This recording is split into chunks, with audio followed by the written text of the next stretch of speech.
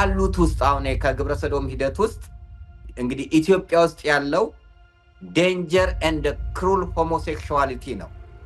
አደገኛና ጨካኝ ግብረ ሰዶማዊነት ነው ያለው። በሌሎች ዓለማት ማታዩ የጭካኔ ተግባር የሚካሄድበት ነው። እግዚአብሔር የመንግስትን ልቦና ያራራ ነው፣ አይምሮን ይቀይር። ችግሩ መንግስት ስለሆነ ከዚህ በፊት ቁርአን አስቀራለሁ ብሎ ነው መስጊድ ውስጥ 3 ህፃናት ላይ ግብረ ሰዶም የፈጸመው። በጣም እነ ሰራዊት ፍቅሬን የሚያክል ትልቅ አርቲስቶች የሐሳቡ ተጋሪ ሲሆኑ ያሳዝናል። ይህን ሰው ስታይ 2 ልጆች ወልደዋል፣ በቤተክርስቲያን ውስጥ ነው ያለው፣ ባለትዳር ነው፣ እንዳይጠረጠር አድርጎታል። እሱ ግን የወንድ ሴት ሆኖ ደግሞ ለሌላ ወንድ ሚስት ነበር። ራይ አላቸው። ራያቸው ኢትዮጵያ ህጋዊ ግብረ ሰዶምን የምትፈቅድ ሀገር ማድረግ ይፈልጋሉ። ቀደምት ሀገር ስለሆነች፣ የታሪክ ሀገር ስለሆነች፣ የሃይማኖት ሀገር ስለሆነች፣ የባህል ሀገር ስለሆነች መናድ ይፈልጋል። ከዚህ ጋር አብሮ ተያይዞ የሚደረገውና ይህንን የውርደት ቀን ያዘጋጁት ላይ ከፍተኛ ስራ ሊሰራ ይገባል። ምክንያቱም የውጭ እጅ የውጭ ኃይል አለበት። በጣም ብዙ የጤና ጠንቅ የሚያመጣ ተግባር ነው። በጤና ተቀባይነት የለውም። በሃይማኖት የተወገዘ ነው። የትኛውም ሃይማኖት ያለው አይቀበለውም። ባህል አይቀበለውም። ሳይንሱ በራሱ አይደግፈውም። ባትሪ እንኳን እኮ ኔጋቲቭ እና ፖዚቲቭ ሲሆን ነው የሚሰራው። ትምህርት ሚኒስቴር ላይ አሁን ላይ ያለው ፕሮፌሰር ብርሃኑ ነጋ መውረድ ያለበት ሰው ነው። ትውልዱን እየገደለ ያለ ሰው ነው። ሲጀምር ሃይማኖትም ትዳርም የሌለው ሰው። ጭፈራ ቤቶች መዘጋት፣ ራቁት ጭፈራ ቤቶች መዘጋት አለበት። ጨረታ ድንግልና ብሎ የሚያካሄዱ ቦታዎች መዘጋት አለበት። ቁማር ቤቶች መዘጋት አለበት። ሀገሪቷን እኮ በአብዛኛው እየገደሉ ያሉት ዕውቀት ያልናቸው ሰዎች ናቸው። እርምጃው ጥሩ ሆኖ ግን ይህን እንደሚዘጋጅ አያውቅም ነበር ወይ? እንዲህ እንደሚሆን አያውቅም ነበር ወይ? ምክንያቱም ወንጀል መከላከል ነው የሚቀድመው። ወንጀል መከላከል ላይ ከሰራሽ ወንጀለኛ አይበረክም። አሁን ማህበራዊ ሚዲያ ላይ ስለ ግብረ ሰዶም ይጮሃል ምናምን። ጥሩ ነው መጮሃቸው፣ ተጽዕኖ ይፈጥራል። ከዛ በኋላ ያቆማሉ። ተከታታይነት ስራ እየተሰራ አይደለም። ተስፋዬ 17 ጊዜ አግብቶ የፈታ ነው ወንድ ነው። ተክለ ሃይማኖት ጋር 17 ጊዜ። የመንግስት እርምጃ እኮ የእሳት አደጋ እርምጃ እኮ ነው የሆነው። እሳት አደጋ የሚመጣው እሳት ከነደደ በኋላ ነው። ፌዴራል ፖሊስና አዲስ አበባ ፖሊስ እርምጃቸው የእሳት አደጋ መሆን የለበትም። መንግስት የእሳት አደጋ እርምጃ መውሰድ የለበትም። ቀድሞ ነው መዘጋጀት ያለበት፣ ትውልዱ ሳይጠፋ ነው። የክርስቶስ ሰላም ለሀገራችን፣ ቸርነቱ ለህዝባችን ይሁን። እንደምሰንብታችኋል። ይህ ደረጀ ዘወይንዬ ሚዲያ ነው። በሚዲያችን ሀገራዊ፣ ታሪካዊ፣ ሃይማኖታዊ፣ ባህላዊ፣ ወቅታዊ ጉዳዮችና ሌሎችም ይቀርባሉ። አብራችሁን በመሆናችሁ ታተርፋላችሁ። ለሌሎች በማካፈል ቤተሰባዊነትን ያጠናክሩ። መልካም ቆይታ ይሁንላችሁ። በስመ አብ ወወልድ ወመንፈስ ቅዱስ አሃዱ አምላክ አሜን።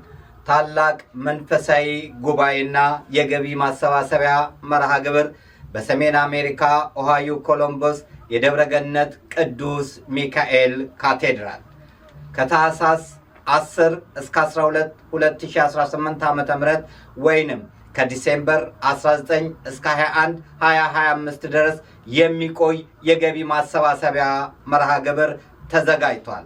ዓላማውም ቤተክርስቲያኑን ለማደስና እንዲሁም የአብነት ትምህርት ቤትን ለማጠናከር ነው።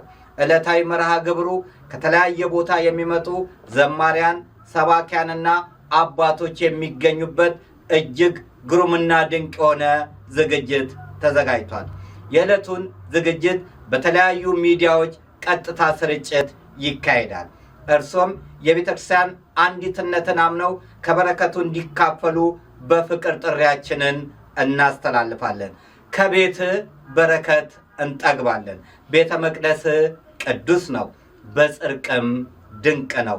መዝሙር 64 ቁጥር 4። ጤና ይስጥልን ውድ ቤተሰቦቻችን እንደምን ቆይታችኋል? ከሰሞኑ እንግዲህ መነጋገሪያ ከነበሩ ጉዳዮች አንዱ የቲክቶክ ክሬቲቭ አዋርድ ነበረ። እዛ ላይ እንግዲህ ብዙ ከባህል ከወግ ያፈነገጡ በርካታ ነገሮችን ስናስተውል ነበረ። በአሁኑ ሰዓት ደግሞ እንግዲህ መንግስት እነዚህ ግለሰቦች ላይ የወሰደው እርምጃ የብዙዎችን ቀልብ ስቧል። እንግዲህ በሁለት ጎራ ተከፍለው በርካቶች የራሳቸውን ሀሳብ ሲሰጡበት ነበረ። ከዛ ባለፈም እንግዲህ ከዚህ ከግብረ ሰዶማውያን ጋር ተያይዞ እየተፈጠሩ ያሉ ስር እየሰደዱ ያሉ ጉዳዮችም ተበራክተዋል። በዚህ አንጻር ደግሞ በተለይ ታዋቂ የምንላቸው ሰዎች በማህበረሰቡ ዘንድ ተጽዕኖ መፍጠር የሚችሉ ሰዎች ጋዜጠኞች ሳይቀሩ ስማቸው በጉልህ እየተጠቀሰ ይገኛል። ይህ ደግሞ እንግዲህ አንዳንድ ሰዎች በራሳቸው ፍትህን ለማግኘት እንዲሆኑ በራሳቸው ፍትህን ለማግኘት ጥረት እንዲያደርጉ እያደረገ ይገኛል። ይህስ እንደ ሀገር የት ድረስ ያስኬደናል? እውነት ለጉዳዩ እልባት ለመስጠትስ ትክክለኛው መንገድ ነው ወይ የሚለውን ከመምህር ደረጀ ጋር ከአሜሪካ እንግዲህ በዙሚንግ ተገናኝተን ወደ እናንተ ለማድረስ ነው። እንግዲህ ስለ ኢትዮጵያ ዝም አንልም። በዚህ ጉዳይ ላይ በርካታ ስራዎችን ሲሰራ ነበረ። ትግሉም ቀላል አልነበረም።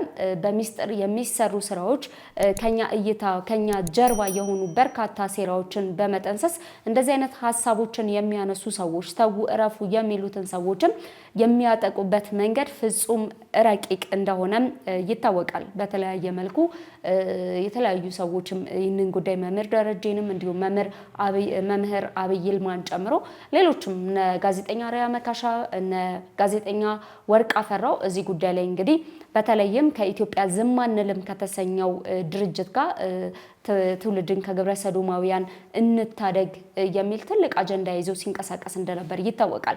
ታዲያ እንግዲህ ትክክለኛውን ነገር ለማግኘት ከመምህር የተሻለ ሰው አለ ብለን ስላላመንን እንግዲህ ሀሳቡት ምንድን ነው እዚህ ጉዳይ ላይ የሚለውን ጥያቄ አቅርበንላቸዋል። አብራችሁ እንድትቆዩ በአክብሮት እንጋብዛችኋለን። እኔ ትዕግስት አስቻለው ነኝ። ለቻናላችን አዲስ የሆናችሁ ሰብስክራይብ በማድረግ ቤተሰብ መሆናችሁን አትርሱ።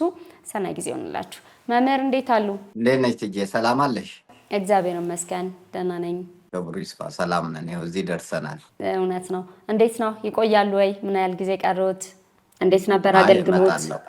ጥሩ ነበር። አሁን እሑድ ዕለት 2 አገልግሎት ነበር። ጠዋት ሜሪላንድ ደብረ ፀሐይ ቅዱስ ሚካኤል ቤተክርስቲያን መላከ ፀሐይ ቀሲስ እንዳልካቸው ዳኘው አማኑኤል ሆይ የሚል ዘማሪ እሱ የሚያስተዳድረው ቤተክርስቲያን ላይ አገልግሎት ነበር። በጣም ጥሩ አቀባበል ነበር። ከሰዓት ደግሞ ለቨርጂኒያ ደብረ ብስራት ቅዱስ ገብርኤል ቤተክርስቲያን ፈንድሬዚንግ ፕሮግራም ነበር እና በጣም ሁለቱም ስኬታማ የሆነ አገልግሎት ነው። እግዚአብሔር ቢፈቅድ እንግዲህ አርብ ወደ ቦስተን ሄዳለሁ እና ቦስተን ቅድስተ ማርያም አገልግሎት አለኝ። እሑድ ደግሞ ቅድስት አርሴማ ማታፓን ቅድስት አርሴማ ላይ ደግሞ እንደዚሁ ፕሮግራም ይኖራል እና ጥሩ ነው። ሰናይ ጊዜ ነው። ትላንትም በበጎ ነገር ነው ያሳለፍነው። ትላንት ሕክምና ላይ ነበርኩ። 2ኛ ዙር ሕክምና ጥሩ ነው። በአንድ ወር ዶክተር ዮዲት ጋር ነበረ እነ ኩሪባቸውና እነ ዮብ ወስደውን ሕክምናው ተካሂደዋል። አሁን 3ኛ ዙር አንድ የመጨረሻ ሕክምና ወደፊት አድርጌ በእግዚአብሔር ቸርነት እመለሳለሁ እና ሁሉ ነገር እግዚአብሔር ይመስገን በጣም መልካም ነው። እሺ መምህር አመሰግናለሁ። እንግዲህ ባለፈው ሳምንት ብዙ ሀገራችን እኛ እንደ ማህበረሰብ የቱ ጋር ነን ያለነው የሚለውን በተለይ ከታች እየመጡ ያሉ ትውልዶቻችን እያራመዱት ያለው አስተሳሰብ በማወቅ የሚሆን ባለማወቅ እየተደረጉ ያሉ አላስፈላጊ ነገሮችን ስናስተውል ነበር። ሁላችንም ሲያሳዝነን የነበረ ጉዳይ ነውና እርሶም እዚህ ጉዳይ ላይ ሀሳብ ሰጥተው ነበር። መንግስት ደግሞ እርምጃ ወስደዋል። እንዴት አዩት? በጣም ጥሩ ነው። እንግዲህ ትላንትና አልተኛውም። ሌሊቱ ሙሉ በዚህ ጉዳይ ላይ የተለያየ እንቅስቃሴ ሲያደርጉ ያሉትንም እየተከታተልኩ ነበረ። ቴዲ አዋሳ ቲክቶክ ላይም ብዙ ሰዎች ነበሩና ከካናዳ ተደውሎልኝ እንድገባ ነበረ። ለመግባት ሞክሬ ነበር፣ አልቻልኩም። ሀሳቦች ሲቀርቡ እሰማለሁ። አንዳንዱ ያልበሰለ ሀሳብ ነው። ባለሙያ ቢሆን ጥሩ ነው። በባለሙያ ሀሳብ የመፍትሄ ሀሳብ መቅረብ ያለበት በባለሙያ ነው፣ ጥናት ባደረጉ ሰዎች ነው እንጂ ስሜታዊም በሆኑ ሰዎች ሳይሆን ስሌታዊ በሆኑ ሰዎች ቢቀርብ ጥሩ ነው ብዬ አስባለሁ። ጸያፍ የሆኑ መልእክቶችንም ሲተላለፍ ቀጥታ ስርጭት ላይ ስለሆነ ይታይ ነበር እና ጥሩ በዚህ ጉዳይ ላይ እውቅና ያላቸው ሰዎች በደንብ አድምተው መናገር የሚችሉ ሰዎች እንዲሳተፉ ተደርጎ ቢሰራ በጣም ጥሩ ነው ብዬ ነው ማስበው። 2 ነገር ነው በትላንትና ያየሁት። አንደኛው የግብረ ሰዶሙ ጉዳይ ነው፣ የጋዜጠኛ ሶፎንያስ ተብሎ የቀረበው ነው። 2ኛው ደግሞ የቲክቶኩ ነው። ከየትኛውን ጀምር? የቲክቶኩን እናስቀድምና ወደዛው እንቀጥል። መልካም። እንግዲህ ወደ ቲክቶኩ መንደር ስንመጣ መንግስት ፌዴራል የወሰደው እጅግ በጣም ጥሩ ነው፣ የሚያስጨበጭብ ነው። ተመስገን ይሄ ጥሩ ነው፣ ግን እሳት ማጥፋት ብቻ እንዳይሆን ነው። አሁን የእሳት ማጥፋት ስራ ብቻ እንዳይሰራ። ቲክቶኩ ላይ ማን ያዘጋጀው? ለምንድን ነው የተዘጋጀው? እንዴት ነው የተዘጋጀው? እነማን ነበር የደገፉት? ዋና ሀሳቡ ምንድን ነው? ኢንዲንጉ ምን ነበረ? ውጤቱ ምን ለማምጣት ነው ያ የተዘጋጀው የሚለው መታየት አለበት። የዛ ውጤትስ ትውልዱን ምን ያክል ጠቅሟል ወይስ ምን ያክል ጎድቶታል የሚል ባለጌዎች የተሸለሙበትና ከዛም በኋላ እንቅስቃሴ ለማድረግ እያሰቡ ነው ያሉት።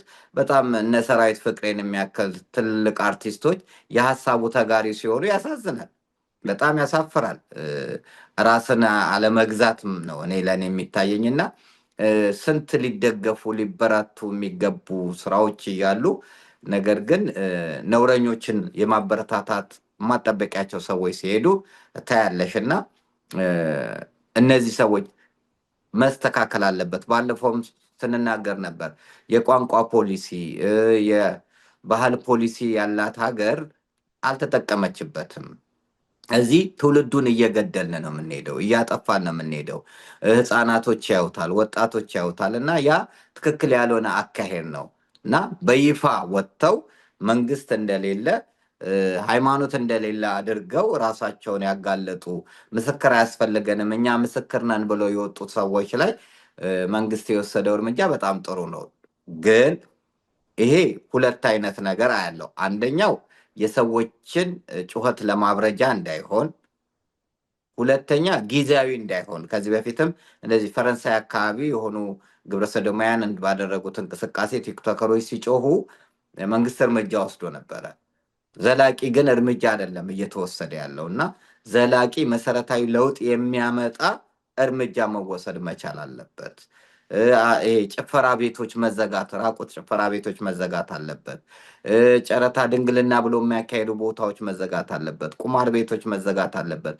ለትውልዱ የማይጠቅሙ ነገሮች መዘጋት አለበት። አሁን እዚህ አሜሪካ 21 ዓመት ካልሞላው መጠጥ መጠጣት ወይንም ቁማር መጫወት አይችልም። ገባሽ? እኛ ጋር ግን እንደፈለገ እድሜው 21 ሳይሞላው የፈለገውን ያደርጋል። እንግዲህ ነፃነት አለ የተባለበት የእብድ ሀገር ላይ እንኳን እንደዚህ አይነቶች እርምጃዎች የሚወሰዱበት ሁኔታ አለ። መናፈሻ ውስጥ መጠጥ የማይገባበት ቦታ፣ መሳሳም የማይፈቀድበት ቦታዎች አሉ። ለልጆች ሕሊና ጥንቃቄ የሚደረግበት ቦታዎች አሉ። ያውም ግብረ ሰዶማውያን እንኳን ህጋዊ በሆነበት በኦባማም ዘመን ጭምር ማለት ነው። እኛ ጋር ግን ሁሉ ነገር ልቅ ነው የሆነው። ምናልባት እናማቸዋለን ወይ እንረግማቸዋለን፣ ይሄ በልጅነቱ ይባላል እንጂ ጫት ትውልዱን ሲያጠፋ፣ መጠጥ ትውልዱን ሲያጠፋ፣ ሲጋራ ትውልዱን ሲያጠፋ፣ ዝሙት ትውልዱን ሲያጠፋ፣ አላስፈላጊ ነገሮች ትውልዱን ሲያጠፋ ተከታትሎ የሚያርም አካልና በህግ የሚጠይቅ አካል ስለሌለ ነው ጋጠወጥነቱ በይፋ እየወጣ የመጣው። ስለዚህ እርምጃው ጥሩ ነው፣ ነገር ግን በጣም ለውጥ የሚያመጣ ውጤቱ ለህዝብ ይፋ የሚሆን ስራዎች መሰራት መቻል አለበት። ህዝብንም ማድመጥ ትልቅነት ነው። እዚህ ፌዴራል ህዝቡን አድምጦ ይህንን ነገር ማድረጉ የሚበረታታ ሆኖ ሳለ ከነሱ ጀርባስ ማን ያለው? ለነዛ ልጆች እዚህ ደረጃ እንዲደርሱ ያገዙ፣ የደገፉ፣ ያበረቱ እነማን ናቸው? ምክንያቱም ወንጀል ሲሆን የወንጀል ተባባሪዎች አብረው አሉ። አንድ ሰው ሲሰርቅ ወይንም ሰው ሲገል አይተሽ ዝም ማለት አትችይም። ለህግ አካል ነው የምታሳውቂው። ካላሳወቅት የወንጀል ተባባሪ ነሽ። ስለዚህ ከዚህ ጋር አብሮ ተያይዞ የሚደረገውና ይህንን የውርደት ቀን ያዘጋጁት ላይ ከፍተኛ ስራ ሊሰራ ይገባል። ምክንያቱም የውጭ እጅ የውጭ ኃይል አለበት፣ ፈንድ የሚያደርጓቸው አሉና በጣም መከታተል ያስፈልጋል። ከዚህ በፊትም ተናግሬያለሁ። አንዳንድ ሪሃቢሊቴሽን ሴንተር ላይ እኮ ግብረ ሰዶማውያን ናቸው ቀጥታ የሚረዱት፣ ግብረ ሰዶማውያን ናቸው የሚረዱት እና ጥንቃቄ መደረግ መቻል አለበት። በጣም ሊሰራበት የሚገባና ሊፈተሽ የሚገባ ጉዳይ መሆን አለበት። ምክንያቱም ባህልን እያጠፋ ነው፣ ዝም ብለዋል። ከዚህ በፊት እኮ ባህልና ስፖርት ሚኒስቴር ቀጀላ ነበር ሚኒስትር የነበረው። ሀገር የማይወድ ኢትዮጵያዊነቱን የማይወድ ሰንደቅ ዓላማዋን የማይወድ ንግስተ ሳባ ኢትዮጵያዊት አይደለችም ብሎ የሚክድ ግን ባህልና ስፖርት ሚኒስቴር ተደርጎ ተሾሞ ስፖርቱ ዛሬ በግብረ ሰዶማውያን እስኪጠራ ድረስ ነው የሆነው። ባህሉ ዛሬ እንዲጠፋ እየተደረገ ነው እንጂ እነዚህ ጠቃሚ የሆኑ በራሳቸው ጥረት ለምሳሌ ልብስን ብትመለከቺ በራሱ ጥረት ነው ባህላዊ ልብሶቻችን ያደጉት። የመንግስት ድጋፍ ኖሮ አይደለም። የባህልና ስፖርት ሚኒስቴር ድጋፍ ኖሮ አይደለም። ኢትዮጵያዊ ቡና ሴሬሞኒ በራሳቸው ጥረት ነው። በፊት በቤት ውስጥ የነበረው በተለያየ ቦታ እየመጣ ሽሮ ወጥን ተመልከቺ፣ ባህላዊ ምግባችን ዛሬ 5ኛ ኮከብ ድረስ ሽሮ እስኪወደድ ድረስ የመጣው በርካታ ሽሮ ቤቶች ድጋፍ ተደርጎላቸው አይደለም። እኛ ድጋፍ እያደረግን ያለነው ለመጤ ለሆኑ ነገሮች ነው። ስለዚህ እንደነዚህ አይነት ስራዎችን የሚሰሩትን በጎ ስራ የሚሰሩትን ማበረታታት፣ ትውልዱ ላይ አደጋ የሚያመጡት ላይ ደግሞ እርምጃ መውሰድ ያስፈልጋል። በዚሁ በነካ እጃቸው ትምህርት ሚኒስቴር ላይ አሁን ላይ ያለው ፕሮፌሰር ብርሃኑ ነጋ መውረድ ያለበት ሰው ነው። ትውልዱን እየገደለ ያለው ሰው ነው። ሲጀምር ሃይማኖትም ትዳርም የሌለው ሰው ነው። ክብር የሌለው ሰው ነው። ሃይማኖት የሌለው ሰው ለእኔ ባዶ ነው። ምን እውቀት ኖረው፣ ምን ስልጣን ኖረው፣ ምን ዝና ኖረው፣ ሃይማኖት እግዚአብሔር የሌለው ሰው ባዶ ነው። የፈለገውን ሃይማኖት የመከተል መብት አለው። ሃይማኖት አልባ መሆኑ ግን ትውልድን ይጨርሳል። ለምን ሰዎች አሁን ኤቲስቶች እየበዙ እየወጡ እየተናገሩ እኮ ነው ሚዲያ ላይ። በቃ እፍረት አጥተው ማለት ነው። አንገት መድፋት ሲገባቸው ቀና አድርገው እየሄዱ ነው ያሉት እንደ ፍየል እና አፍረተ ስጋቸውን ገልጠው እየሄዱ ነው ያሉት እና መስተካከል ያለበት ትውልድ ጨራሽ የሆነ ሀገር በቀል እውቀትን የማይደግፍ ኢትዮጵያ እዚህ የደረሰችው እኮ በሀገር በቀል እውቀት ነው። ዘመናዊ ትምህርት የመጣው እኮ አሁን በኃይለሥላሴ ጊዜ ነው። የኢትዮጵያ ሕግ እንኳን የተሰራው መቼ ነው? አሁን እኮ በቅርብ ነው። ገባሽ? ስለዚህ በ46 ከዛ በኋላ 79 ከዛ በኋላ 99 ነው የህጎቹ የወንጀል ሕግ እንኳን የመጣው። ኢትዮጵያ ከዛ በፊት እኮ የምትመራው በባህልና በሃይማኖት ሕግ ነው። በሀገር በቀል ነው። መድኃኒቶቹ ሀገር በቀል ናቸው። እውቀቶቹ ሀገር በቀል ናቸው። እኛ ላሊበላን ስናንጽ ዶክተሬትና ማስትሬት ኖሮ አይደለም። ኪነ ህንፃውን፣ ስነ ጽሁፉን፣ ስነ ፈለኩን በሀገር በቀል እውቀት ነው። ነገር ግን ሀገር በቀልን እውቀት የማይቀበል ሰው ትምህርት ሚኒስቴር ሆኖ ይሾማል። ለውጥ ያመጣል ብለን የጠበቅነው ሰው ለውጡ የበለጠ ትውልዱን ማጥፋት ነው እና እንደዚህ አይነት ሹመት ያላቸውን ሰዎችን አንስቶ ለትውልዱ ሊሰሩ የሚገባቸው የሚመጥን እውቀት ያላቸው ሰዎች እኔ መመዘኛው ዶክትሬትና ፕሮፌሰርነት አይደለም። ሀገሪቷን እኮ በአብዛኛው እየገደሉ ያሉት እውቀት ያልናቸው ሰዎች ናቸው። ትውልዱን እየጨረሱ ዘመናዊነት ብለው እየጠፉ ያሉትና ሀገር በቀል እውቀት ላይ የበለጠ ሊሰራ ይገባል። በዚህ ላይ እነ ሳይንቲስቱ ዶክተር ጌትነት ፈለቀ ስንት ስራ ሰርተዋል። የሀገር በቀል እውቀት ማህበርም ሰብሳቢ ነው፣ ቦርድ ሰብሳቢ ነው። በስነ ፈለክ ላይ የተራቀቀሰ ነው። አስትሮፊዚስት ከ1 2 ዩኒቨርሲቲ የሚያስተምር ብቻውን ቤተ መጽሐፍት የሆነ ነው ዶክተር ጌትነት። ባለፈውም ከዶክተር ሮዳስ ጋር ሆኖ ስለ ፀሐይ ግርዶሽ ስለ ጨረቃዋ ሲያቀርብ ስለ ጨረቃዋ ግርዶሽ ሲያቀርብ የነበረ አንድሮሜዳን በጋራ ነው የጻፈው። ያው ብዙ ሰው የሚያውቀው ዶክተር ሮዳስን ነው። ዶክተር ጌትነት ተሸፍኗል እንጂ ትልቅ እውቀት ያለው ሰው ነው ዶክተር ጌትነት። የውጭ ሀገር አልፈልግም ብሎ ለሀገሩ ዋጋ የሚከፍል ሰው ነው እና እነዚህ ሰዎች አይታወቁም። ትልቅ ቦታ አይሰጣቸው፣ እውቅና አይሰጣቸው፣ ሽልማት አይሰጣቸው። ሀገር የሚያጠፋው ትውልድ የሚያጠፋው ትውልድ የሚገለው ነው ከፖለቲካ ጋር ስለሚመሳሰል ወደፊት የሚመጣውና በጣም ስራዎች ሊሰሩ ይገባል እላለሁና ማንኛውም ዝግጅቶች ሲዘጋጁ ትኩረት ሊሰጥበት ይገባል። ፌዴራል ፖሊስ እርምጃው ጥሩ ሆኖ ግን ይሄን እንደሚዘጋጅ አያውቅም ነበር ወይ? እንዲህ እንደሚሆን አያውቅም ነበር ወይ? ምክንያቱም ወንጀል መከላከል ነው የሚቀድመው። ወንጀል መከላከል ላይ ከሰራሽ ወንጀለኛ አይበረክትም፣ ካልሰራሽ ነው የሚበዛው። ስለዚህ ወንጀል ከመሰራቱ በፊት ስራዎቹ እንዳይሰሩ ማድረግ ይቻል አልነበረም ወይ? እና ይሄ አሁንም በየቦታው ላይ የሚደረጉ በህቡ አይደለም እኮ በግልጥ የሚደረጉትን ስራዎች ያውቃሉና ተከታትለው እርምጃ እየወሰዱ ትውልዱን ቢታደጉት መልካም ነው። መልካም መስራት ለራስ ነው፣ ክፉ መስራትም በራስ ነው። ቤታቸው ማንኳኳቱ አይቀርምና ስለዚህ ስልጣን ያልፋል፣ ሁሉ ነገር ያልፋል። የማያልፈውን በጎ ስምን ማስቀመጥ ግን ጥሩ ነው። ከሞት በኋላ ስም ይቀጥላልና ይሄው ነው የምለው። አመሰግናለሁ መምህር። ባለፈው አንድ የዚህ በተለይ ቲክቶክ ላይ የሚታወቁ ሰዎች አሉ፣ ብሩክ ኒውስ፣ ጠበቃ ሰብለ አሰፋ እንዲሁም ሌሎች ኮንተንት ክሬተር ማስተር አብነት የተገኙበት አንድ መድረክ ላይ ተገኝቼ ነበረ እና ሀሳቡ ምንድን ነው?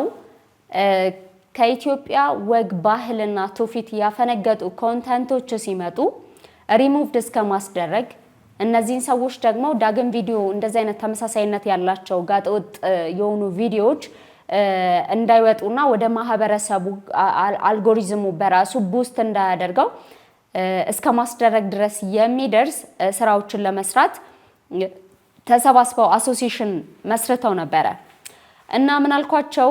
አንድ ካነሳናቸው ጥያቄዎች ውስጥ አንዱ ምን ነበረ? አልጎሪዝሙ ሲስተም ነው። አፍተር ኦል ሲስተም ቢሆንም እንኳን የሰዎችን ኢንተረስት ነው የሚያየው። ማን ብዙ የወደደ ሰው ብዙ የወደደውን ቪዲዮ ብዙ ሰው የወደደውን ላይክ ያደረገውን ቪዲዮ በደንብ ምንድነው ቡስት ያስደርገዋል። ከዚህ አንጻር ሲስተም ላይ ብቻ መስራት በቂ ነው ብዬ አላመንኩም። እኔ እንደ ማህበረሰብ ሰው ላይ መስራት አለብን። ይሄ ከእርሶ ጋር በደንብ የሚያስማማን ሀሳብ ይመስለኛል። ምናልባት ብዙ ጊዜ እርሶ የፈረሱ ትምህርት ቤቶች አሉን፣ እነዚህ የፈረሱ ትምህርት ቤቶቻችንን ማደስ አለብን ብለው ያነሳሉ እንደዚህ አይነት ሀሳብና ምናልባት እንደዚህ አይነት አሶሲዬሽኖች መምጣታቸው ጥሩ ነው ወይ? እንደው መነሻ ሀሳብ ውስጥ ልክ ነው ብለው ያምናሉ ወይ መምህር? ብዙ ጊዜ ስሜታዊ ነው የምንሆነው። በስሜት ያኔ ትዝ ይልሻል፣ ዝም አንልም እስከ መጋጨት ተደርሶ ሆይ ሆይ ሆይ ተባለ። ድርጊቱ ቀጠለ፣ ግን ጨዋሂው ቀረ። የአንድ ወቅት ነው የሚሆነው። አሁን ማህበራዊ ሚዲያ ላይ ስለ ግብረ ሰዶም ይጮሃል ምናምን። ጥሩ ነው መጮኋቸው፣ ተጽዕኖ ይፈጥራል። ከዛ በኋላ ያቆማሉ። ተከታታይነት ስራ እየተሰራ አይደለም። ተከታታይነት ስራ ያስፈልጋል። ሌላ አጀንዳ ሲመጣም ያንን አጀንዳንም ጨምሮ መስራት ያስፈልጋል እንጂ ትቶ መስራት አይደለም። እኔ 18 ዓመት ስጮህ አጀንዳዎች ሳይመጡ ቀርቶ አይደለም። አጀንዳዎቹንም እየተዋጋን ይሄንን ጩኸት ግን አላቆምንም። ከግለሰባዊ ይልቅ ተቋማዊ አሰራር ስለሚጠቅም ነው እኮ። መጀመሪያ በግለሰብ ደረጃ ነበር፣ ቀጥሎ ወደ ማህበረ ወይንዬ አቡነ ተክለ ሃይማኖት ነው። ከማህበረ ወይንዬ ለምን ማህበረ ወይንዬ ሃይማኖታዊ ስለሆነ ግብረ ሰዶምን መቃወም ደግሞ ሃይማኖት፣ ፖለቲካ፣ ዘር ሳይመርጥ ሁሉም ሰው ሊቃወመው ስለሚገባ ወደ ተቋም ደረጃ መጥተን ስለ ኢትዮጵያ ዝም አንልም ብለን ሁሉንም ያቀፈ ተቋም መሰረትን። ህጋዊ ሆነ፣ በዓለም ላይ ብቸኛ የሆነ ተቋም ማለት ነው። እንደዚህ አይነት ቢፈልጉ ከዚህ ማህበር ጋር በመሆን ስራ መስራት ይቻላል። ቢፈልጉም ሌላ ዓላማውን በዚህ መልኩ ሊሰራ የሚገባውን ይዘው መሄድ ይቻላል። ግን አይደለም። በስሜት ብዙዎቹ ይሯሯጣሉ። ከዛ በኋላ የለም። እነዛ ግን በእቅድ ነው የሚመሩት። ለምን? በጀት አላቸው፣ ሀሳብ አላቸው፣ ራዕይ አላቸው። ራዕያቸው ኢትዮጵያ ህጋዊ ግብረ ሰዶምን የምትፈቅድ ሀገር ማድረግ ይፈልጋሉ። ቀደምት ሀገር ስለሆነች፣ የታሪክ ሀገር ስለሆነች፣ የሃይማኖት ሀገር ስለሆነች፣ የባህል ሀገር ስለሆነች መናድ ይፈልጋሉ ይሄንን።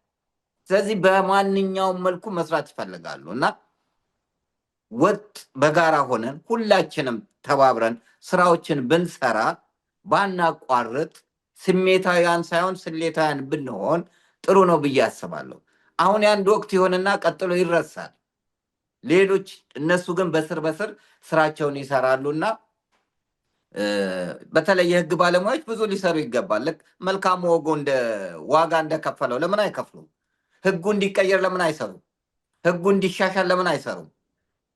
አሁን እስቲ የህግ ባለሙያ ጠይቂ ወይንም አቃቢ ህግ ጠይቂ። አንድ ትራንስጀንደር ያደረገ ልጅ ወደ ኢትዮጵያ ቢመጣ፣ አማኑኤል ወደ ኢትዮጵያ ቢመጣ የኛ አቃቢ ህግ ወይንም የኛ መርማሪ ወይንም የኛ የህግ ባለሙያዎች በምን ነው የሚጠይቁት? በየትኛው ህግ ነው የሚጠይቁት?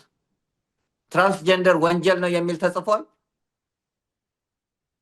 አልተጻፈም። አሁን ትልቁ ኢትዮጵያን እያጠፋት ያለው ባዮሴክሹዋል ነው። ኤልጂቢቲኪው አይ አለ። ገባሽ? ኤል ሌዝቢያን፣ ጂ ጌ፣ ቢ ባይሴክሹዋል፣ ቲ ትራንስጀንደር፣ ኪው ኪውር የሚል ያልተወሰነ ጾታ ያልተወሰነ ወንድም ሴትም አይደለውም የሚል ከዚህ በፊት አዲስ አበባ ላይ አንድ ሆስፒታል ላይ ጾታን ሙላም እስከ ማለት እንደተደረሰ አቅርበናል ከነጋሽ ጋር እና ኢንተርሴክስ እኛ ኢንተርሴክስን ወይንም ፍናፍንትን ግብረሰዶም አንልም። እኔ በእኔ ጥናት ለምን ፍናፍንትነት የተፈጥሮ ጉዳይ ነው እንጂ የጠባይ ጉዳይ አይደለም። አሁን በቅርቡም ባለፈው ተናግረናል። 15 ዓመት ሙሉ ሴት ናት ብለው ስም አውጥተው ያሳደጓት ልጅ ወንድ ነው። አሁን ፂም እያወጣ ነው። ስለዚህ እኔ ትራንስጀንደር መደረግ አለብኝ የሚል ነው ጥያቄ።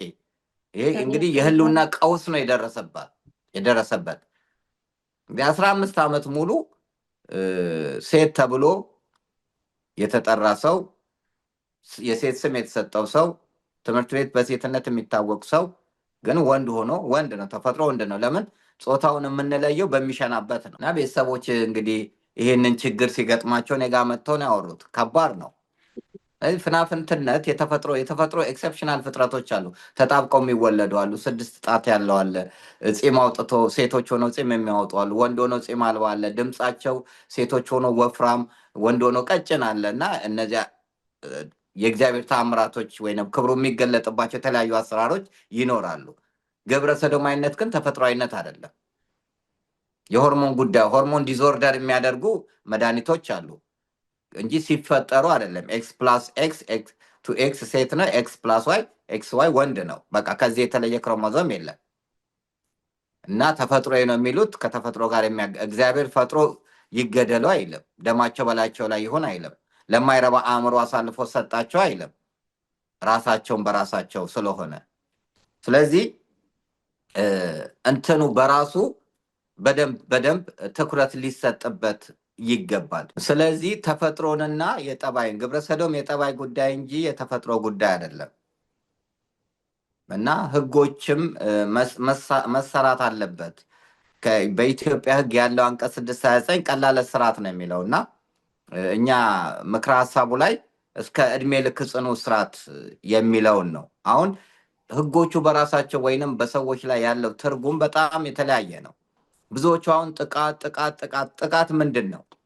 ጥቃት፣ መደፈር፣ ግብረሰዶም የተለያየ ነው። ጥቃት ማለት የቃላት ጥቃት አለ፣ የንክኪ ጥቃት አለ፣ የድርጊት ጥቃት አለ፣ የሀገር ጥቃት አለ። በዘሩ ምክንያት ሊጠቃ ይችላል። በሃይማኖቱ ምክንያት ሊጠቃ ይችላል። በእውቀቱ ምክንያት ሊጠቃ ይችላል። ብዙ ነው ጥቃት። ከዛ ደግሞ መደፈር አለ። መደፈር ወንድ ወንድን ደፈረ አይባልም፣ ወይንም ሴት ሴትን ደፈረች አይባልም። ወንድ መደፈር ማለት ተቃራኒ ጾታ ሲሆን ነው። ወንድ ሴትን፣ ሴት ወንድን። ብዙዎቹ ሴት ወንድን የሚደፍር አይመስላቸውም። አንቀጽ 6 ጀምሮ እስከ 28 ድረስ እስከ 10 ዓመት። ለምን እድሜ ክልል አለ በህግ ደረጃ ከ13 ዓመት በታች ከ13 እስከ 18 ከ18 ዓመት በላይ ተብሎ ህጉ እየከበደ የሚሄድበት ሁኔታ አለ። ስለዚህ ተቃራኒ ጾታ ሲሆን ደፈረ ይባላል። ተመሳሳይ ጾታ ከሆነ ግብረ ሰዶም ነው የሚባለው። የሰዶም ስራ ነው። ስለዚህ ወንድ ወንድን፣ ሴት ሴትን ከሆነ ግብረ ሰዶም ተብሎ ነው የሚጠራው እና ይሄንን እንኳን እንዴት አድርገን በህጉ ላይ አስፍረን ስራዎች በደንብ ይሰሩ የሚለው አልተሰራም። ለዚህ ነው እነዚህ ሰዎች ቀደምት ልምድ ካላቸው ስራ ከሰሩት ጋር በመሆን የኢትዮጵያ ህግ የሚሻሻልበትን መንገድ መፍጠር መቻል አለባቸው። እነዛ እኮ ህጉ እንዲሻር ጥረት እያደረጉ ነው፣ እየተሰራ አይደለም። እና ምን ልልሽ ነው ካሉት ውስጥ አሁን ከግብረ ሰዶም ሂደት ውስጥ እንግዲህ ኢትዮጵያ ውስጥ ያለው ዴንጀር ኤንድ ክሩል ሆሞሴክሹዋሊቲ ነው። አደገኛና ጨካኝ ግብረ ሰዶማዊነት ነው ያለው። በሌሎች ዓለማት የማታዩ የጭካኔ ተግባር የሚካሄድበት ነው። ይሄንን በፕሬዘንቴሽን ነው በደንብ መግለጽ ለሚዲያ የሚከብዱ ስለሆኑ የሚከታተሉት ሌሎችም ያልበሰሉም ሰዎች ስለሆኑ በጣም ዘግናኝ የሆኑ ድርጊቶች የሚደረግባት ሀገር ላይ ነው ያለ ነው። ትልቁ ግን እያጠፋ ያለው ሁለት ነገር ነው። አንደኛው ባይሴክሹዋል ነው። ባይሴክሹዋል ትዳር አለው፣ ነገር ግን ግብረ ሰዶም ነው። ልጆች አሉት፣ ነገር ግን ግብረ ሰዶም ነው። እዚህ ጋር ሚስት አለው፣ ለዛ ለወንድየው ሚስት ሊሆን ይችላል፣ ባል ሊሆን ይችላል፣ ሁለቱንም ሊሆን ይችላል። ባለፈው በስርዓተ ተክሊል ያገባ 2 ልጆች የወለደ ትዳር ያለው ልጅ ግን ለወንዱ ሚስት ነበር። ሰርጉን እኮ እኔ ነኝ ፕሮግራም መሪ ሆኜ ዳርኩት። ቀድሜ ጠራት ይሄ ልጅ ከወንድም የወንድ ሴት ነው ብዬ ነበር ያሳልኩት ገና ሳገኘው። በቤተክርስቲያን ውስጥ ግን በስፋት የሚታወቅ ልጅ ነው፣ በስራ በተለያየ ነገር በኃላፊነት ላይ ሁሉ። ከዛ ነው ተሳስቻለሁ ማለት ነው አልኩኝ ጋብቻውን ሲጠራል። ነገር ግን መጨረሻ ላይ ያው በሚስቱ ተጋለጠ።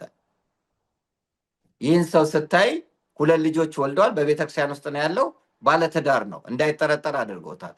እሱ ግን የወንድ ሴት ሆኖ ደግሞ ለሌላ ወንድ ሚስት ነበር። እዚህኛው ቤት ባል ነው፣ እዛኛው ቤት ሚስት ነው። አዎ ሴቷም እንደዚህ። ብሩክቱ እኮ ልጅ አላት፣ ለባሏ ሚስት ናት፣ ሌላም ቦታ ደግሞ ሚስት ናት፣ ለሴቷም ሚስት ናት። እነዚህ አደገኞች ናቸው። አንዳንዶቹ ሆን ብለው ሴት ይዘው ይሄዳሉ እንዳይገመቱ፣ ገብቶሻል? ሽፋን ያደርጋሉ። ትዳር ውስጥም ያሉና እንደዚህም የሚፈጽሙ አሉ። ይሄ ከባዱ ኢትዮጵያ ውስጥ እየተካሄደበት ያለው አደገኛ ያልኩሽ ይሄ ነው። ሰዎች አይገምቷቸውም። ሁለተኛ ሃይማኖት ሽፋን ነው። አገልጋይ ሊሆን ይችላል፣ ቄስ ሊሆን ይችላል፣ መነኩሴ ሊሆን ይችላል፣ ሼህ ሊሆን ይችላል፣ ፓስተር ሊሆን ይችላል። ከዚህ በፊት ቁርአን አስቀራለሁ ብሎ ነው መስጊድ ውስጥ 3 ህፃናት ላይ ግብረ ሰዶም የፈጸመው። ሼህነቱ ጠቀመው። እኛ አንድ ሰው በጣም ህፃናቶች ላይ እንዲህ አይነት ግብረ ሰዶም እየፈጸመ ነው የሚል ተደወለልን። እንደብድበው እንዲናርገው ሲሉ ነው። መደብደብ አይደለም በህግ ያስጠይቃል። ግን መጠቀም ያለብን ሰው መረጥን። ህፃን ልጅ ላይ ነው እና 10 ዓመት ይመስለኛል ልጁ። ቀጠሩት። መነኩሴ ናቸው። አውቶቡስ ተራ ዳንኤል ሆቴል ጋር ይዘውት ሲገቡ ሆቴል እጅ ከፍንጅ ተያዙ። ከዛ ጣቢያ ሄዱን። በጣም ነው ፖሊሶቹ ያዘኑት። በተለይ ሴቷን ፖሊስ ታስታውሳለሁ እንዴት እንዳበደች። መስቀል ይዘዋል። አናገርኩኝ። 6 ዓመቴ ነው አሉ። አመኑ። 6 ዓመቴ ነው። ስለዚህ ሃይማኖት እንትኑ ሽፋን ሆነ ማለት ነው። በሃይማኖት ቦታዎች ጭምር ነው እነዚህ ነገሮች የሚፈጸሙት። አደገኛ አካሄድ የምልሽ አንዱ ይሄ ነው። ሃይማኖት መልክ አላቸው፣ ኃይሉ ግን ክደውታል ይላል መጽሐፍ። ስለዚህ እሳቸውማ አያደርጉትም ነው የሚባለው፣ ግን ትውልዱን ይጨርሱታል በሰር ብዙ። አሁን እዚህ ላይ ለዚህ ነው ቅዱስ ሲኖዶስም ላይ ተገኝቼ ተናግሬያለሁ። ለውጭም አልናገረው ግን ለእናንተ ብዬ ቤታችን ውስጥ ያለው ችግር ያልኩት በተለያዩ ቦታዎች ቤተ እምነቶች ውስጥ ችግር ሃይማኖት ፈጻሚዎቹ አባቶች የተባሉት የሚሰሩት ስራ በጣም ነውር ነው። ይረቃል። አጠረጠሪያቸውም በእንደዚህ አይነት ውስጥ ይገባሉ ብለሽ አጠረጥሪም። ስለዚህ ዝናቸውን ተጠቅሞ ስልጣናቸውን ተጠቅሞ እዚህ ውስጥ የተዘፈቁ ብዙዎች አሉ። ከዚህ በላይ ብዙ እንሰማለን። እኔ እንደውም የአዳማዎቹ ቸኮሉ፣ ስሜታውያን ሆኑ። ህግን ያገናዘበ ነገርንም አላደረጉም። እየተቀረጹ እንደዛ ከሚያደርጉ በጥበብ ከመንግስት አካላት ከፖሊስ ጋር ተነጋግረው ግዴታ ስላለበት ፖሊስ ልጁን ራቁቱን መያዝ ይችሉ ነበር። ህግ ውሳኔ እንዲሰጥበት መደረግ ይቻላል እንጂ ወንጀለኛ የወንጀል ተጠርጣሪ ሰው ያው ወንጀለኛ የምንለው በፍርድ ቤት እስኪወሰንበት ስራ ድረስ ወንጀለኛ አይባልም። የወንጀል ተጠርጣሪ ነው የሚባለው ፖሊስ ይዘው። ገባሽ? ያ ሰው ግብረ ሰዶም ሆኖ ጸበል ስለሄደ ከቅጣት ይድናል ማለት አይደለም። ምክንያቱም ወንጀል ነው። ወንጀል አንድ ሰው ፈጽሞ ታሪክ ያለው ስላለ አይደለም። ወንጀልን የሚከታተለው አቃቢ ህግ ነው። ግለሰቡ ትቻለው ቀጥላለሁ ስላለ አይደለም። የመንግስት አካል ነው ያን ጉዳይ የሚያስፈጽመው። ይህ ተከታትሎ እርምጃዎችን መወሰድ መቻል አለበት እና ለህዝብም ማሳወቅ መቻል አለበት። ምክንያቱም አሁን ቴክኖሎጂ ረቋል። በ2005 ስለ ኢትዮጵያ ዝም አንልም የሚለውን ቪሲዲ ስንለቅ ፓርቲያቸው ውስጥ ገብተን አይደል የቀረጽ ነው። የኛ የማህበር ልጆች 2 ልጆች የነሱን አጠልልና ኤሊያናን ያጠለለና የኤሊያና ባል ሆነው ነው የገቡት። ገብተው በጣም ሾክድ ነው የሆኑት። በጣም ነው በቃ ተንቀጠቀጡ። አንደኛው ሽጉጥ ይዘዋል የኛ ልጅ ከያው እንትንም ውስጥ አለበትና ሽጉጥ ይዘዋል። ግን በቃ ተንቀጠቀጠ ሲዳብሱት ምን ሲሉትና ልብሳቸውን ሲቀይሩ ሂማኔር ሲያደርጉ ወንዱ ቻፕስቲክ ሲያደርግ ጡት ማስያዣ ሲያደርጉ እንደውም የፓርቲ ዳንስ ጭፈራ ነበር እና አጠልል እኔ ነኝ ቆንጆ ተብዬ የተሸለምኩት አለን እና አጠልልና ኤሊያና ከዛ ህይወት ውስጥ ወጥተዋል። ለእኛ እያገዙን ነው። የሚሰራው ስራ ምን ይመስላል? ትውልድ ይዳን፣ በእኛ ይብቃ ነው።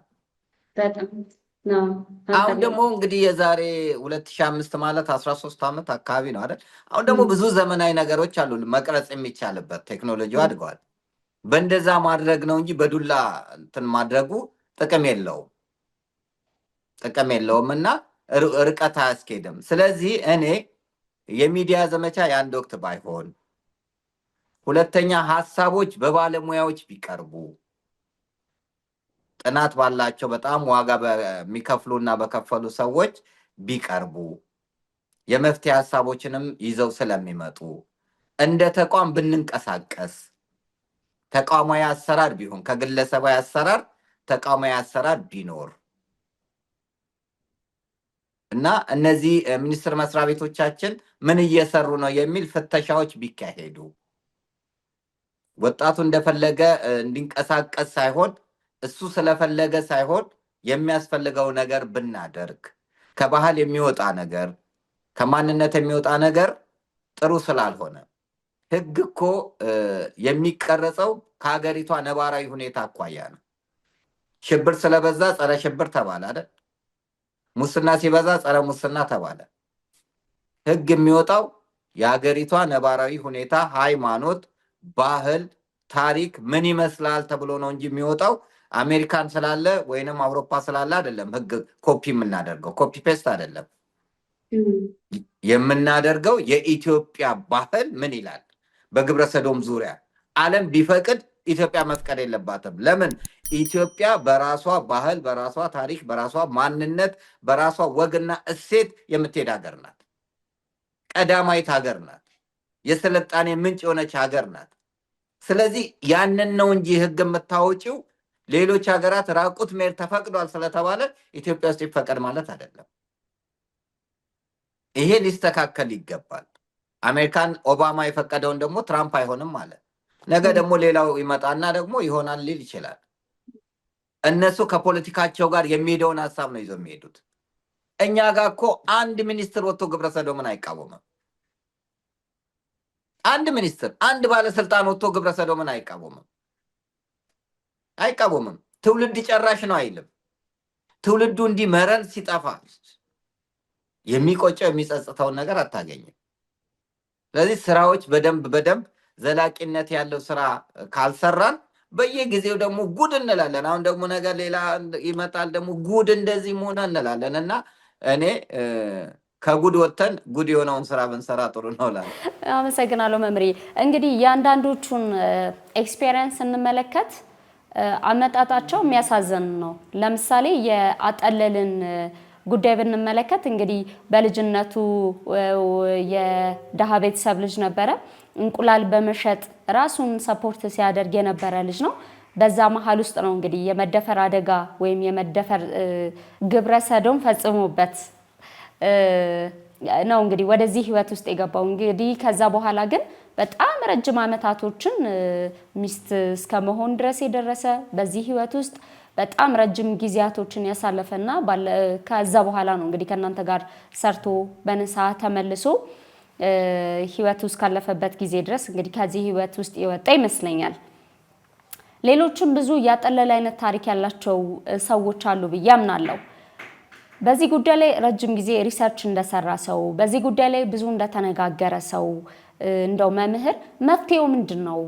ከእለት ወደ እለትስ እንደው እየተባባሰ የመጣበት ጉዳይ ምንድን ነው? በስንጮ ነገሩ ተደናግጦ መቆም ሲገባው በዚህ ልክ ለምን ተስፋፋ? አጠለል ሞቷል። በነገራችን ላይ ያው እስር ቤት ውስጥ ገብቶ ሞቷል። 8 ዓመት ሆኖት ነው ግብረ ሰዶም ተፈጽሞበት። ከዛ 32 ዓመት ነው እዛ ህይወት ውስጥ የቆየው። 8 ጊዜ አግብቶ ፈቷል። የወንድ ሚስት በመሆን 8 ጊዜ አግብቶ ፈቷል። ተስፋዬ ነው እንግዲህ 8ኛውን ያገባው እሱን። ተስፋዬ 17 ጊዜ አግብቶ የፈታ ነው ወንድ ነው። ተክለ ሃይማኖት ጋር 17 ጊዜ እሱ ሚስትም ነበረችው። ባይሴክሹዋል ነው ተስፋዬ። 17 ጊዜ አግብቶ ነው የፈታው። እንግዲህ ሴት ልጅ እንኳን 17 ጊዜ ወንድ ሴትን 17 ጊዜ አያገባም። እና ያው የጸያፍ የሰይጣን ያጋንንት አሰራር ስለሆነ ነው። እና ይሄን እንግዲህ ዛሬ አይደለም በ2005 ላይ አቅርበነዋል እኮ ከራሳቸው አንደበት አቅርበናል። ነፍሱን በአብርሃም እቅፍ በአጸደ ገነት ያኖርልን፣ ትውልድ ይዳን በእኔ ይብቃ ብሎ ወጥቷል። እነ ኤልያና ወጥተዋል፣ እነ ብሩክቱን ሪች ወጥተዋል። ማንም ባይረዳቸውም ባያገዛቸውም ዱላን የተረፋቸው። መፍትሄ ያለው 2 ነገር ነው። አንደኛው እግዚአብሔር ላይ ነው። እግዚአብሔር መፍትሄ ማምጣት የሚችል አምላክ ስለሆነ በማይክሮ ሰከንድ ውስጥ መልስ መስጠት የሚችል አምላክ ነው እና እግዚአብሔር መፍትሄ ያመጣል ብዬ አስባለሁ። 2ኛ እግዚአብሔር የመንግስትን ልቦና ያራራ ነው፣ አይምሮን ይቀይር። ችግሩ መንግስት ስለሆነ በእርግጠኝነት የምነግርሽ ችግሩ መንግስት ነው። ይሄን ነገር ህጉ እንዲሻሻል አይፈልግም። ስለ ግብረ ሰዶም እንድታወሪ አይፈልግም። ግብረ ሰዶማውያን እንዲታሰሩ አይፈልግም። ያውቃል። በየቦታው ላይ ያሉትን በህቡ ሳይሆን በግልጥ የሚንቀሳቀሱትን ያውቃል። ህዝብ ስለ ጮኸ እኮ አይደለም ወንጀልን የምትከላከዩ፣ መከላከል ስላለብሽ እኮ ነው። እንዲህ የመንግስት እርምጃ እኮ የእሳት አደጋ እርምጃ እኮ ነው የሆነው። እሳት አደጋ የሚመጣው እሳት ከነደደ በኋላ ነው። ቤት ሲያያዝ ነው የሚመጣው። ስለዚህ እሳት አደጋው መኪና እስኪመጣ ቤቱ ነዶ ሊያልቅ ይችላል። ንብረት ወድሞ ሰዎች ሊሞቱ ይችላሉ። የመንገዱ ሁኔታ አስቸጋሪ ሊሆን ይችላል። እሱ እስኪደርስ ድረስ ስልክ እንግዲህ ኔትወርክ ራሱ አስቸጋሪ ነው ሀገራችን። በስልክ ተደውሎ እስኪመጡ ድረስ ብዙ ችግሮች ከወደሙ በኋላ ነው የሚመጣው።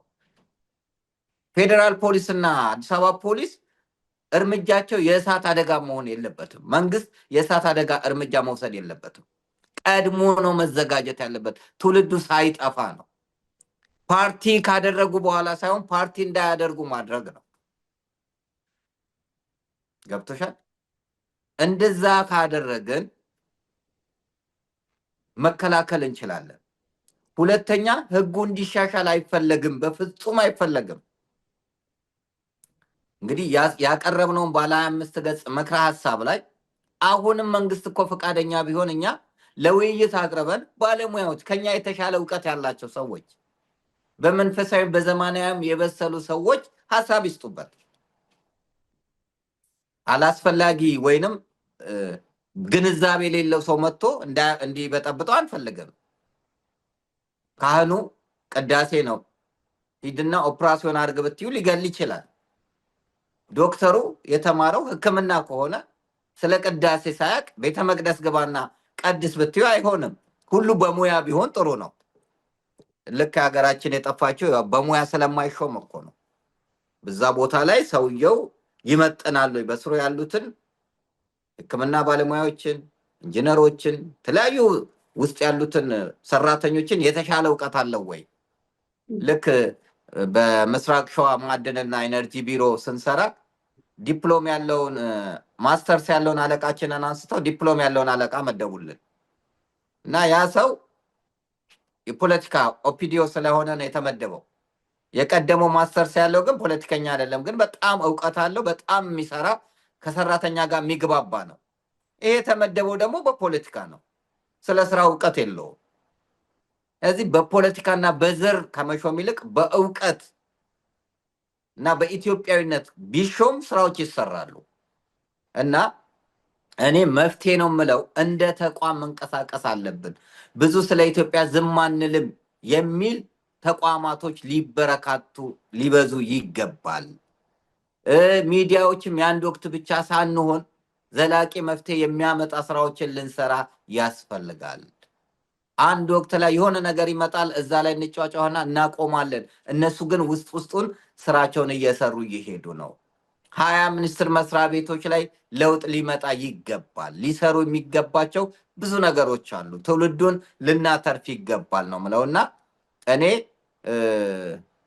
የሚመለከታቸው አካላት በጣም ትኩረት ቢሰጡበት።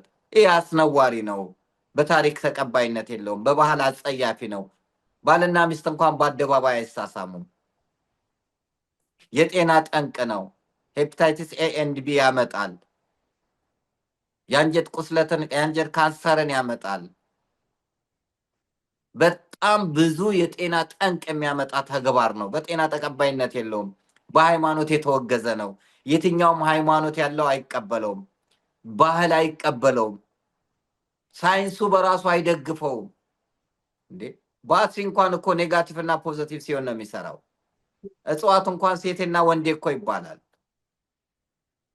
እንስሳት እንኳን ውሻ እንኳን ተመሳሳይ ጾታ ግንኙነት አያደርግም።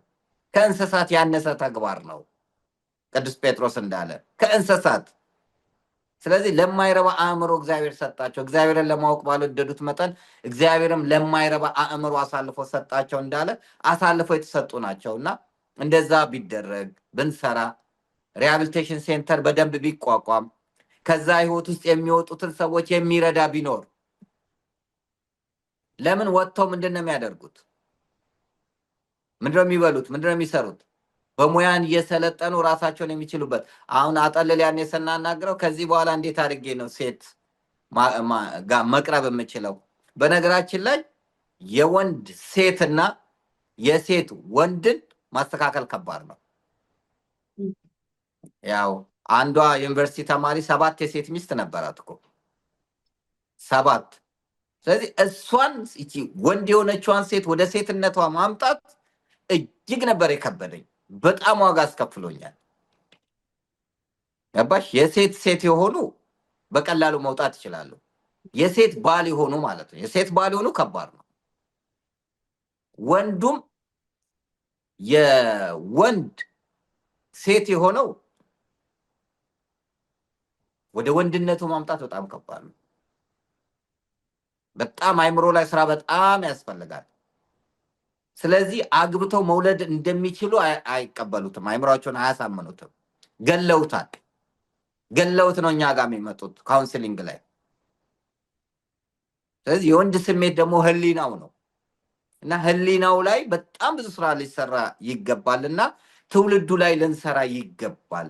ከዛ ውስጥ መውጣት እንደሚቻል እንግዲህ 35 ዓመት እዛ ህይወት ውስጥ የቆየ ልጅ አውጥቻለሁ። ራሱን ከፎቅ ላይ ሊወረውር የነበረ ልጅ አርባ ምንጭ ዩኒቨርሲቲ ኢንጂነር ዛሬ ጥሩ ኃላፊነት ላይ ነው ያለው። ራሳቸውን ሊሰቅሉ የነበሩ ልጆች ከዛ ህይወት ውስጥ ወጥተው ጥሩ ኑሮ እየኖሩ ነው ያሉት። መውጣት ይቻላል። ገብቶሻል? በጣም ይቻላል። ግን የወጡት ሰዎች ተለውጠው ለሌላው አርያ እንዲሆኑ የማህበረሰብ አቀባበል ያስፈልጋል። ፍርሃት አለ። እኔ ግብረ ሰዶም ነኝ ብሎ ወጥቶ ለመታየት እንዴት አድርገው ነው የሚደፍሩት? እንጸየፋቸዋለን። ያ እንዳይወጡ ያደርጋቸዋል። ሁለተኛ በኢኮኖሚ አይረዱም፣ አይደገፉም። ስለዚህ ለትንሽ ጥቅም ሲሉ እንዴ ሴክስ ወርከርስ እኮ ብዙ ናቸው፣ ወንደኛ ዳሪዎች እኮ ብዙ ናቸው መንገድ ላይ የሚወጡት እና ሴተኛ ዳሪን ሲያዩ እኮ አይነ ጥላ እኮ ነው የሚሉት። ለምን? ሴተኛ ዳሪዋም ወንደኛ ዳሪውም የሚፈልጉት ወንድ ፍለጋ ነው የሚሄዱት። ስለዚህ ሴተኛ ዳሪዋ ስትወስድባቸው አይነ ጥላ መጣች ይላሉ። ሴተኛ አይወዷትም። እነሱ የሚፈልጉት ሌዝቢን ነው። ሌዝቢያን እና ጌ አንድ ናቸው። ለምን? አይቀማሙም። ሴቷም ሴት ነው፣ ወንዱም ወንድ ነው፣ ባይሴክሹዋል ካልሆኑ በስተቀር። ግን ሴተኛ ዳሪዋ ግን የምትፈልገው ወንድ ስለሆነ እነዚህ ወንደኛ ዳሪዎችም ሲወጡ ሌሊት ሲወጡ ያሳዝናል በጣም። እና ይሄንን መንግስት በደንብ አያውቅም። የት ቦታ እንዳሉ አካባቢውን ሁሉ እኮ ጠቁመናል፣ አስተምረናል። 10 ከተሞች 10 አዲስ አበባ ውስጥ ደግሞ ያሉ ቦታዎች የቱሪስት መዳረሻ ስፍራዎች ላይ እንዴት እንደሚበዙ የመታጠቢያ ስፍራ እንዴ 24 ግብረ ሰዶማውያን እኮ በአንድ ቤት ውስጥ ተይዘዋል። በተለይ ኮንዶሚኒየም ቤት አከራይና ተከራይ አይገናኝም። ገንዘብ የሚከፈለው በባንክ ነው እና ቤቱን ባለ 3 መኝታ ተከራይተው እነሱ ናቸው የሚሆኑት። የመታጠቢያ ስፍራዎች የተለያዩ ቦታዎች ላይ እንዴት አድርገው እየተስፋፉ እንዳለ ገስት ሃውሶችን ተከራይተው እዚህ ላይ ክትትል ይደረጋሉ። ማህበራቶች ይሄንን ይከታተላሉ ወይ? ማን ምን እያደረገ ነው፣ ህይወቱ ምን ይመስላል፣ ልጆቻችንን ይጠብቃል እየተባለ ክትትል ይደረጋል ሲባል አይደረገም። እዚህ ወደ 23 ነጥቦች ነው ያሉት ወደ ግብረ ሰዶም ውስጥ እንድትገቢ የሚያደርግ እና ያንን ስራ ካልሰራን በስተቀር እየሰፋ ነው የሚሄደው። ችግኝን በችግኝ ሰዓቱ ካላቀናሹ ዛፍ ይሆንና ይቆረጣል። በችግኝ ሰዓቱ ነው ልናቀናው የሚገባውና ይሄ በጣም ከባድ የሆነ ስር የሰደደ ጥሩ ያልሆነ ነው። አንዳንዱ ትላንት የመጣ ይመስሏል። በዓለም ላይ 3000 ዓመት አስቆጥሯል ግብረ ሰዶም። የሰዶም ስራ እኮ ነው። ሰዶም፣ ገሞራ፣ አዳማ፣ ሲባባ እና ሲባዩ 5 አውራጃዎች በእሳት የጠፉት በሎጥ ዘመን። ኢትዮጵያ ውስጥ ደግሞ 60 ዓመት አልፎታል ከገባ እና እየሰፋ አሁን በጣም እየተበራከተ ነው ያለው። ትላለፉት በተለይ 6-7 ዓመታት ውስጥ በጣም እየበዙ ነው ያሉት። እስከ 10 ዓመት ያለው ውስጥ በጣም እየበዛ ነው ያለው። በየዓመቱ እየጨመረ ነው ያለው። ለምን? የህግ እርምጃ የለም። ጩኸታችን የተወሰነ ነው። አንዳንድ ደግሞ በተሳሳተ ወይንም በዓላማ ስለ ግብረ ሰዶም መጮህ ግብረ ሰዶም ማስፋፋት ነው የሚል አስተሳሰብ ያላቸው አሉ። እነ ፋናና ዋልታ እኮ አይዘግቡም በግብረ ሰዶም ዙሪያ። ይሄ እኮ የእንግሊዞች ሀሳብ ነው። እንግሊዝ ሀገር መጀመሪያ የተገኘ ይገደል ነበር። ከዛ በኋላ ስር ለስር ሄዱና ባለስልጣኑን፣ ታዋቂ ሰውን፣ ባለሀብቱን ሁሉን የሚጮሁት ሰዎችን ማስፋፋት ይመስላቸዋል። ሰው ስለ ወንጀል መከላከል ሲያወራ እንዴት ነው ወንጀል የሚሆነው? ይሄ ነገር ወንጀል ነው፣ አጸያፊ ነው፣ ኃጢአት ነው፣ ተጠንቀቁ፣ እንዲህ እየመጡ ነው ያሉት ብሎ ትውልድን መጠበቅ ማስፋፋት ነው አድርገው የሚወስደዋሉ። እና አንዳንዶቹ ሳይገባቸው ነው። አንዳንዶቹ ግን ገብቷቸው በዓላማ እንዳትጮሂ ለማሸማቀቅ፣ ስለ እሱ አታውሩ። ስሙን መጥራት እኮ የሚሳቀቃለ። ስሙ እኮ እንደውም እኮ ኃጢአቱ ስም አልወጣለትም። የሰዶም ስራ ነው የተባለው። ግብረ ሰዶም ማለት ግብር ማለት ስራ እኮ ነው። የሰዶም ስራ ተባለ እንጂ ስም አልወጣ። የሚሰርቅ ሰው ሌባ ይባላል አይደል? ይህ እኮ ስም አልወጣለትም። በጣም ከባድ የሆነ ኃጢአት ነው። ስለዚህ እዚህ ላይ እንዳይጮህ እና በቃ ዝም እንዲባል ይፈለጋል። መሆን የለበትም። ሁላችንም ዝም ማለት ስለሌለብን ትውልዱ እንዲነቃ ልናደርግ ይገባል። ማህበረሰቡ እንዲያውቅ ልናደርግ ይገባል። ወላጆች ልጆቻቸውን እንዲያዩ የሚጠቀሙት ስልክ ምንድን ነው፣ ከማን ጋር ነው የሚገናኙት፣ ከማን ጋር ነው የሚውሉት ልንል ይገባል። በአንድ ወቅት አሜሪካ ላይ ለግራጁዌሽን ህዝብ ተሰብስቦ ወላጆች ደስ ብሏቸው፣ ኢትዮጵያን ደስ ብሏቸው፣ ከዛ በኋላ ልጁ ኑ ጓደኛዬን እጮኛዬን ላስተዋውቅ ብሎ ያቀረበው ኢትዮጵያውያን ወንድ ነው። ፓራላይዝድ ነው የሆኑት። እንግዲህ አያውቁም ወላጆች። ልጁ እስኪመረቅ ድረስ ልጆቻቸው ምን እንደሆነ አያውቁም። ኢትዮጵያ ውስጥ እኮ ወንድማማቾች ባልና ሚስት ሆነው ቤት ሰታ እናትዬ እኮ የምታኖራቸው አለች ኮተቤ ጋር።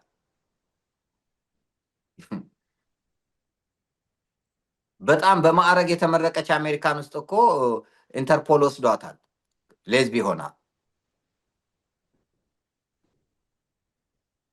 ገብቶሻል?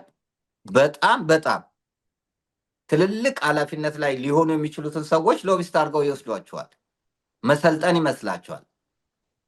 ስለዚህ በተለያየ ቦታ ላይ እጃቸው ስላለ በትምህርት ቤት ውስጥ በጣም ብዙ ነገር ሲፈጸም እንደነበር ተናግረናል። እንዴት መምህሩ ተማሪው ላይ እናትየው በቃ ሲብስባት ካካ ሲመጣ እኔ ጋር ደውል ብላ ነግራው ሰፍታ የሽንት እንትኑን ቁልፉን ዚፑን ሰፍታ በአፉ እኮ ነው ትምህርት ቤት ውስጥ የተጫወተበት ኦራል ሴክስ። መምህሩ ኢትዮጵያን ጥላ እኮ ነው የወጣችው። ፍትህ አታ። ለምን? አቅም አላቸው። አቅም ያላቸው ሰዎች ያዘጉታል ፋይሉን። ጭራሽ ያስፈራሩሻል። እነዛ ሁለቱ የቤተክርስቲያን ህፃናቶች ላይ ብሎኬት አስይዞ አጎንብሶ የተጫወተባቸው የ9 ዓመትና የ7 ዓመት ነው ምናምን ልጅ ላይ ጭራሽ እናትየው ላይ መብራት ተቆርጦባት ውሃ አታገኝም እንገልሻለን ብለው ሲያስፈራሯት አልነበር የእሱ ቤተሰቦች? እዚህ እንደውም ወንጀል የሚያደርጉት ሰዎች ኃይል አላቸው። ማን ነው ድጋፍ የሚሆናቸው? ማን ይጩህላቸው? አንዳንዶቹ ደግሞ ፌሚኒስቶች በዚህ ሰዓት ልክ የጾታ መለየት እንቅስቃሴ ያደርጋሉ። ግብረ ሰዶም የሁለቱም ነው። ሌዝቢያኒዝም በጣም ተስፋፍቷል። በተለይ ዩኒቨርሲቲ ደረጃ በጣም ነው የተስፋፋው። በጣም ስለዚህ ዩኒቨርሲቲ የመለካቸው ልጆቻችን ተበላሽተው እንዳይመጡ በትምህርት ቤት ደረጃ ምን እየተሰራ ነው? ለዚህ ደግሞ ትልቁ ትምህርት ሚኒስቴር ነው። ትምህርት ሚኒስቴር ላይ ቁንጮ ባለስልጣን ደግሞ ፕሮፌሰር ብርሃኑ ነጋ ነው።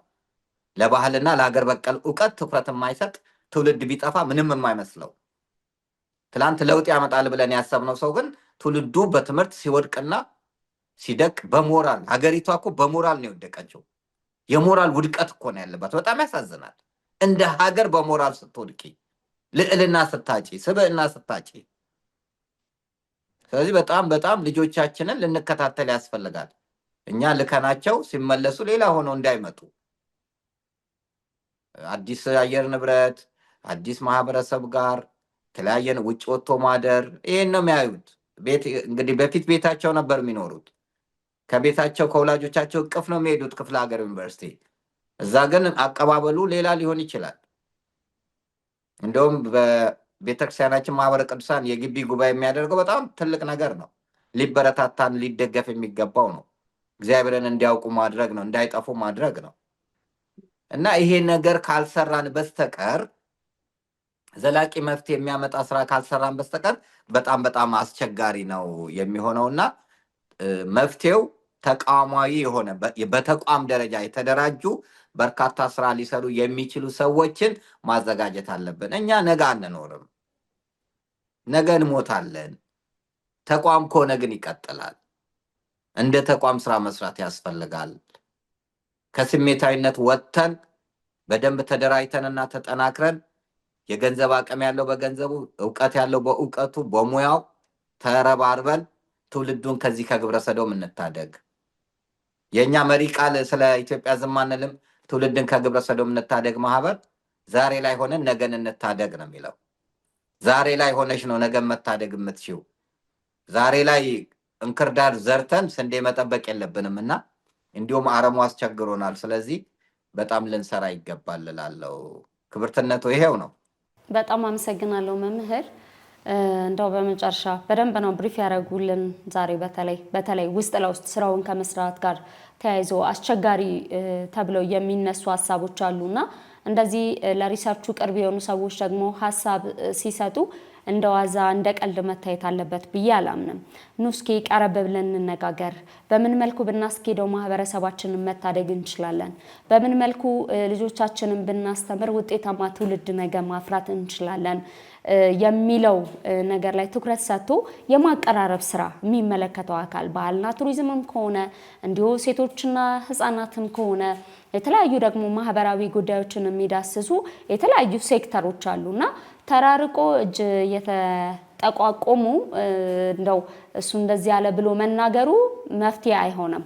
ይቺ ሀገር እንደ ሀገር እንድትቀጥል የሚፈለግ ከሆነ ነገ ከነገ ወዲያ ደግሞ እንደ ድሮ እንደ ጥንቱ ታሪክ ሰሪ ትውልድ እንዲፈጠር እውነት ያ ጠንካራ የሚባለው ኢትዮጵያዊ ማንነትን የሚላበስ ለክብሩ የሚጨነቅ ለሃይማኖቱ የሚገዛ በቃ ሁሌ ስናነሳው በኩራት የምናነሳው ያ የቀደምትነት ታሪካችን እንዲደገም የምንፈልግ ከሆነ በዛ ማንነት መቀጠል የምንፈልግ ከሆነ ግድ የላችሁም ያው እንቀራረብና እስኪ መፍትሄ የምንለው ጉዳይ ላይ ትኩረት አድርገን በጋራ እንስራ የሚለው ነገር የሚያስማማን ይመስለኛል ሁላችንንም።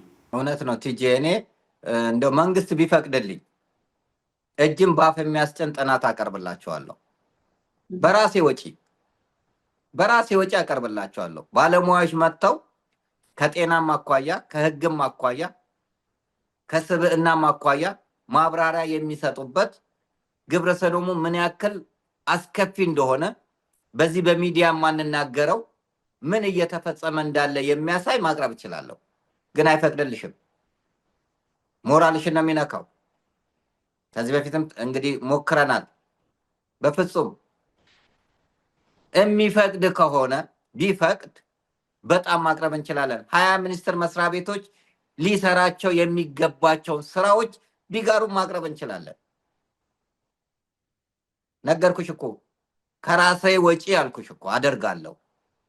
ግን አያደርግም። መንግስት አይፈልገውም። ደብዳቤ ገና ስታስገቢ ምክንያቶች ይደረደራሉ፣ ከተለያዩ ነገሮች ጋር ይያያዛሉ። ለሌላ ግን ይፈቀዳል። ትውልድን ለሚያጠፋ ነገር ፕሮግራም ይፈቀዳል። ትውልድን ለሚያንጽ ነገር ግን አይፈቀድም እንጂ በጣም በጣም ህሊናን የሚያስተካክል ፕሬዘንቴሽን ማቅረብ እንችላለን። በባለሙያዎች ሌሎችም ባለሙያዎች ቀርበውበት መስራት እንችላለን።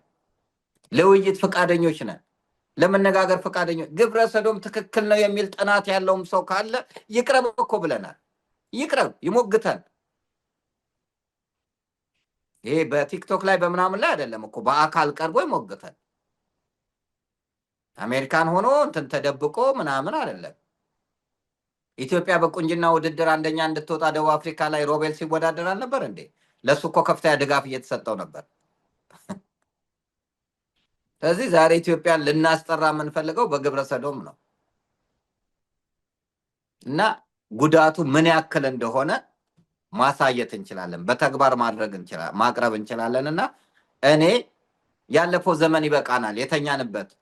እኔ የኢትዮጵያ ሕዝብ አዚም ተደርጎበታል።